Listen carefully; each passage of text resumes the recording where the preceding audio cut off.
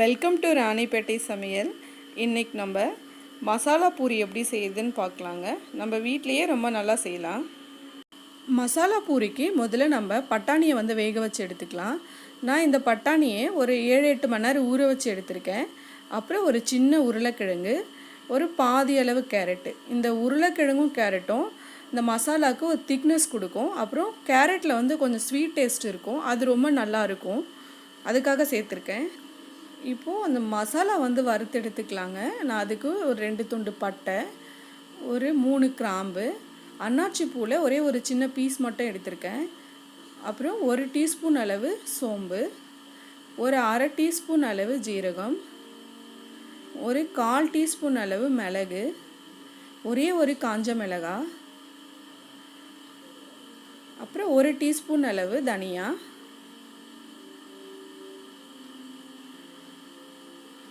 அப்புறம் ஒரே பிரிஞ்சி இலை மட்டும் எடுத்திருக்கேன். இது எல்லாத்தையும் நல்லா வறுத்து பொடி பண்ணி எடுத்துக்கலாம். அப்படி இல்லைன்னா நீங்கள் எல்லாத்தையும் தூளாக கூட சேர்த்துக்கலாம். மிளகாத்தூள், தனியாத்தூள், சோம்புத்தூள், இந்த மாதிரி, அப்புறம் கரம் மசாலா, இந்த மாதிரி நீங்கள் தூளாகவும் சேர்த்து வதக்கிக்கலாம். இன்றைக்கி நான் மசாலாவாக இது வறுத்து அரைச்சி போட போகிறேன், அதுக்காக நான் இந்த மாதிரி எடுத்திருக்கேன். இப்போது இது நல்லா வறுந்துருச்சு. இப்போ இதை தனியாக எடுத்துக்கலாம். இப்போ இதை ஆறட்டோன்னு சொல்லி மிக்சியில் போட்டு அரைச்சிக்கலாம்.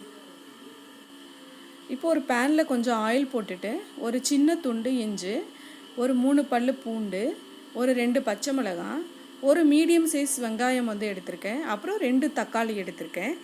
இப்போது இது எல்லாத்தையும் நல்லா வதக்கி எடுத்துக்கலாம். ஓரளவுக்கு வதங்கினா போதும், ரொம்ப வதங்கணுன்னு அவசியம் இல்லை. அப்புறம் கொஞ்சம் புதினாவும் கொத்தமல்லியும் சேர்த்துருக்கேன். இது நல்ல ஒரு ஃப்ளேவர் கொடுக்கும் அந்த ரசத்துக்கு. பட்டாணி ரசம் இல்லைங்களா, அது நல்ல ஃப்ளேவர் கொடுக்கும். அதுக்காக நான் புதினாவும் கொத்தமல்லியும் சேர்த்துருக்கேன்.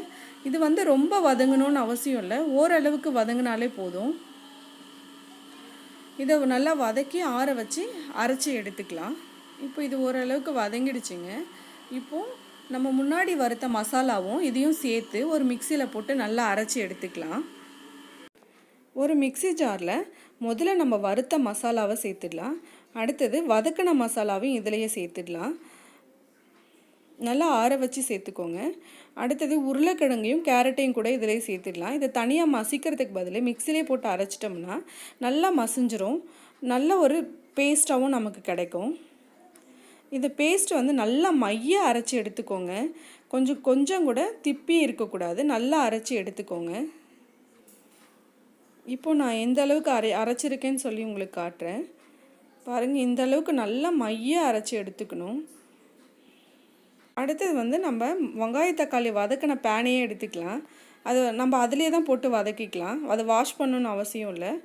இப்போ கொஞ்சம் எண்ணெய் போட்டு நம்ம அரைச்ச மசாலாவை இதை சேர்த்துடலாம். இப்போ இதை நல்லா வதக்கி எடுத்துக்கலாம். இப்போ நம்ம வறுக்கும்போது கொஞ்சம் ஓரளவுக்கு தான் அதை வதக்கணும்.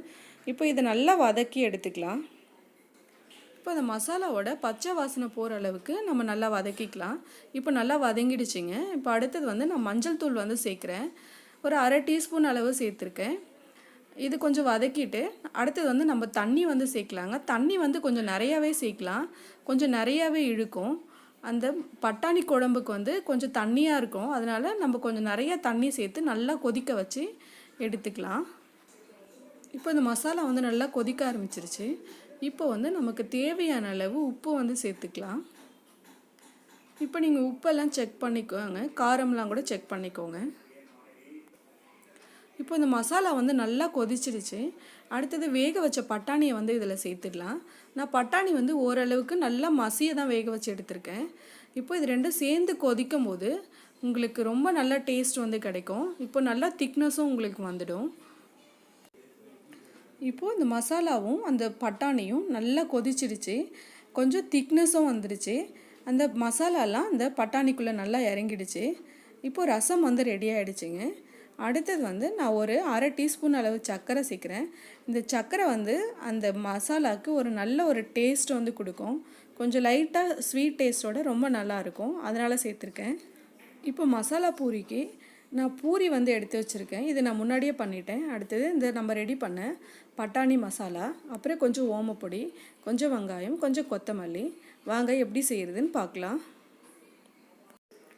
இப்போ ஒரு தட்டு எடுத்துக்கலாங்க. அதில் இந்த பூரியெல்லாம் பாதி அளவுக்கு உடச்சி வச்சிடலாம்.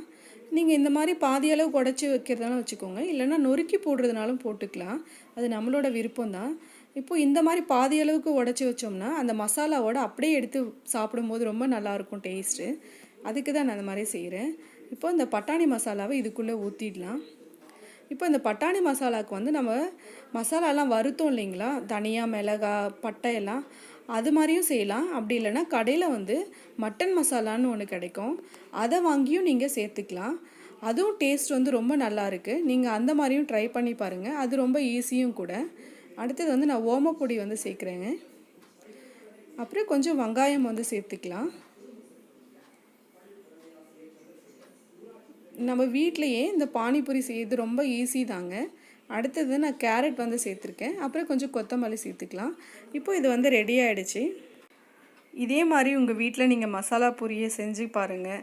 இந்த லாக்டவுனை என்ஜாய் பண்ணுங்கள். எங்கள் சேனலுக்கு மறக்காமல் சப்ஸ்கிரைப் பண்ணுங்கள். தேங்க்யூ.